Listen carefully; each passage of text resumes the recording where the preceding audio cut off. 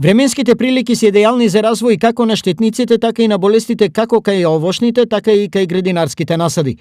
Појавата на така наречената медна роса, чии предизвикувачи се лисните вошки, се дополнителна грижа кај одгледувачите во овој период од годината. Кои се неопходните мерки за заштита? Кај лозовата култура најмногу опасности ги предизвикуваат пепелницата и пламеницата.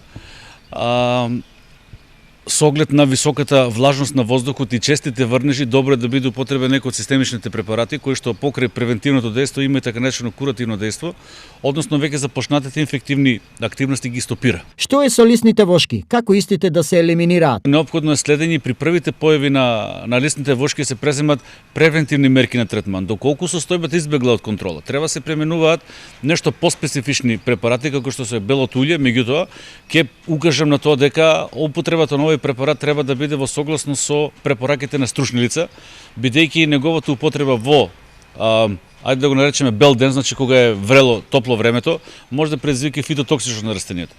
Значи употреба да биде во согласно со препораките на стручни лица, никако на своја рака. Согласно метео најавите, ваквите временски прилики во догледно време ќе се задржат во нашиот регион. Потребна е поинтензивна комуникација на одгледувачите на градинарските и овошни насади со агроекспертите, се со заедничка цел – навремено откривање и сузбивање на овие така наречени периодични болести кај растенијата.